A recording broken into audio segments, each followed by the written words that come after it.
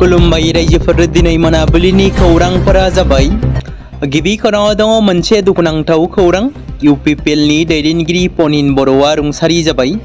मख'नो गोनांदि एबसुनि बारग' बुंथिगिरि समाजनि सासे गोख्रों दैदेनगिरि पनिन बर'आ गोबाव सम देहायारि जेंनाजों जुजिबोबाय थानानै बङाइगावनि लवार आसाम देहा फाहामसालियाव फाहामथाय लाबाय थानाय समावनो दिनै फुंबिलियाव अरायनि थाखाय जोबथा हां हगारो। थांना थानाय समाव बिथाङा गोबां समाजनि हाबा मावलांना दिन्थिलांबाय, नाथाय बिथांनि बेबादि हरखाबै अबथिरा रुंसारि जानायाव नखरजों लोगोसे बर' हारिनि खहा जायो।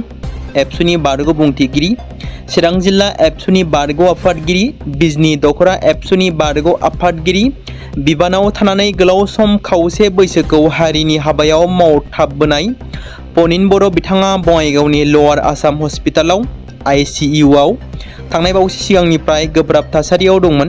बिथाङा दिनै फुंबिलि 7 रिंगायाव रुंसारि जायो। बिथांनि हारियाव होलांनाय बिहोमाफोरा अरायसम गोथाङै थाथों।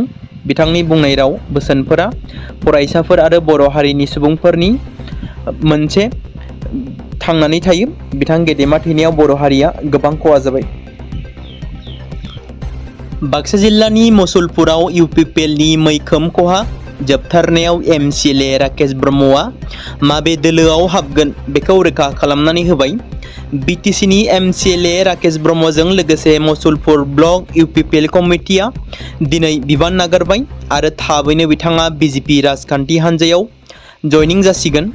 मख'जाथावदि थांनाय बावैसो सिगाङाव इउपिपिएलनिफ्राय रिजाइनेसन होनाय मुसलपुर बिटिसि बियाबनि इउपिपिएल दोलोनि एमसिएलए राकेश ब्रह्मआ लाइमोन इउपिपिएल दोलोनि आफादगिरि मासिनिफ्राय रिजाइनेसन लेटार होखांनायनि उनाव दिनै बिटिसिनि एमसिएलए राकेश ब्रह्मजों लोगोसे मुसलपुर ब्लक इउपिपिएल कमिटिया बिबान नागारो आरो थाबैनो बिथाङा बिजेपि राजखान्थि हान्जायाव जयनिं जासिगोन एबा हेफाजाब खालामसिगोन।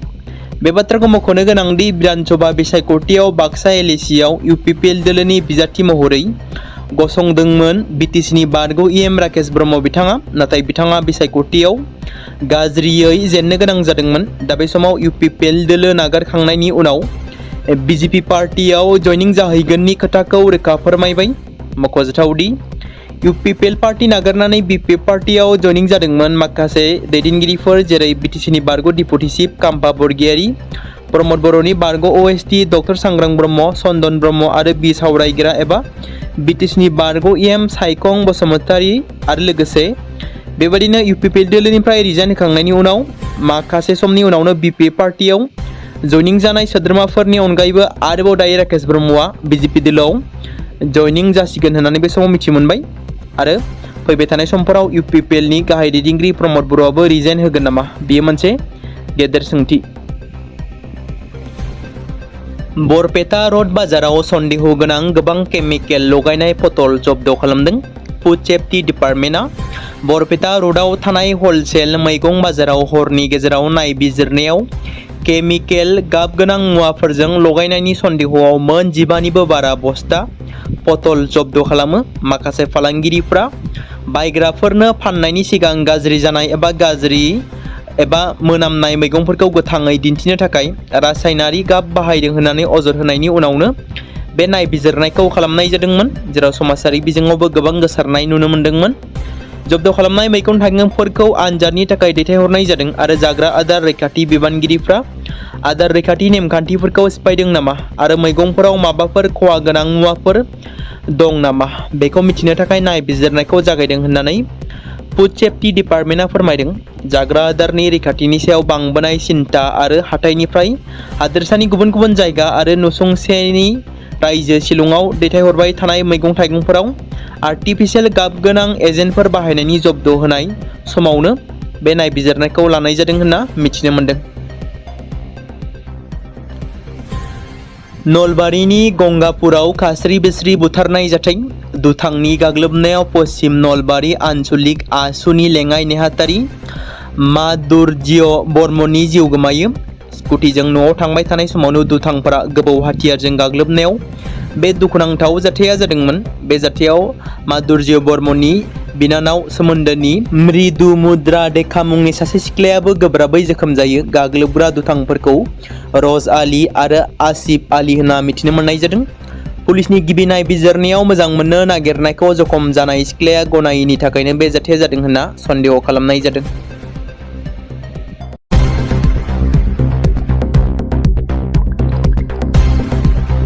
बे समाव मोनसे गोजोनथाव खौरां बाक्सा जिल्लानि बरमायाव थानाय रुरेल एकाडेमिया लानानै फैदों नोंथांमोननि थाखाय मोनसे गोजोनथाव खौरां। थांनाय SSLC आरो हायार सेकेन्डारिनि आनजादाव जाय फरायसा आरो फरायसुलिफोरा उथ्रिसारनो हायाखैमोन एबा फेल जादोंमोन, बेनि थाखाय रि-एग्जाम होफिननो गोसो गुदुं फरायसाफोरा थाबैनो बरमा सेकेन्ड गेटआव थानाय रुरेल एकाडेमियाव मुं थिसनफैनानै मेट्रिक आरो HS आनजादखौ होफिननो हागोन। बेनि अनगायैबो जाय फरायसाफोरा थांनाय मेट्रिक आरो HS आनजादाव नांगौ बादि जौखोन्दो एबा मार्क्स लानानै उथ्रिसारनो हायाखैमोन, बिथांमोनाबो बे रुरेल एकाडेमियाव एडमिशन खालामफैनानै मार्क्स इमप्रुभमेन्ट खालामनो हागोन। स्ट्रिम हिसाबै आर्टस, साइन्स आरो कमार्सनि गासैबो फरायसाफोरा रुरेल एकाडेमियाव एडमिशन खालामनो हागोन। बेनि थाखाय थाबैनो 8761903455 नङाब्ला 87203585 जानबुं नम्बराव जगाजग खालामहरनो हागोन।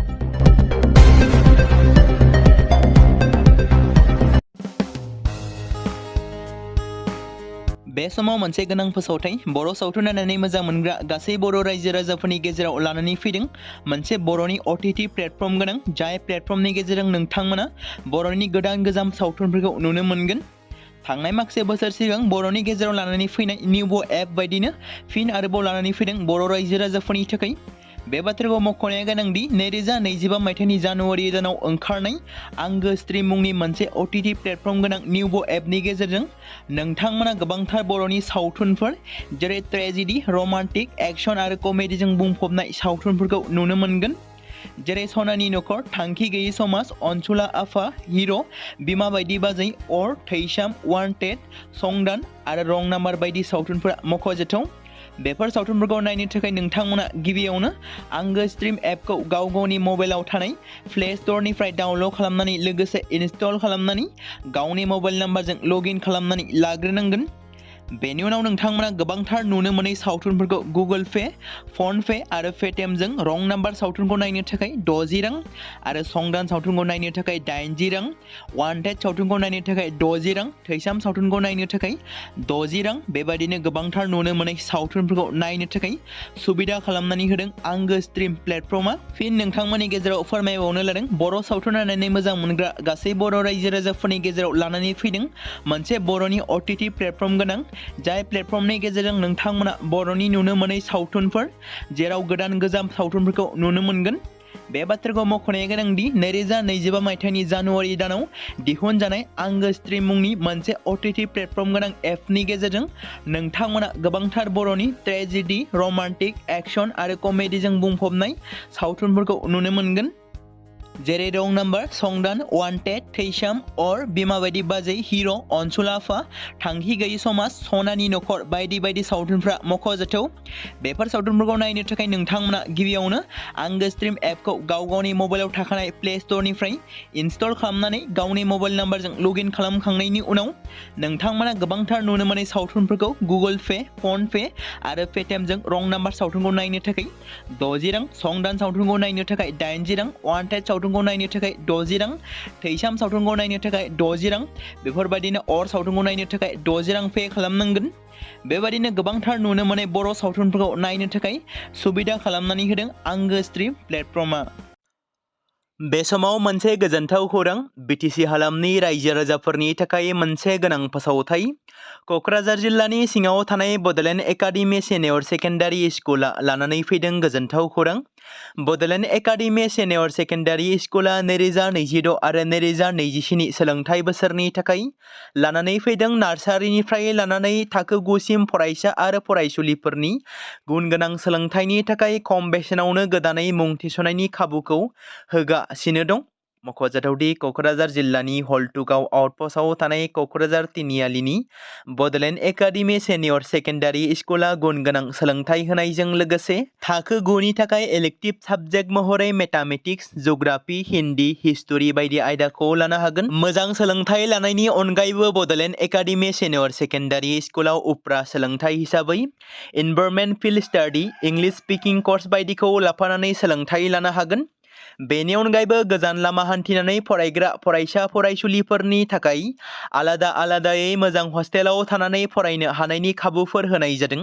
बेनि थाखाय नोंथांमोना आबुङै मिथिबावनो थाखाय एबा थोंजोङै फोनांजाब खालामहर 9101 488 399 जानबुं नम्बराव।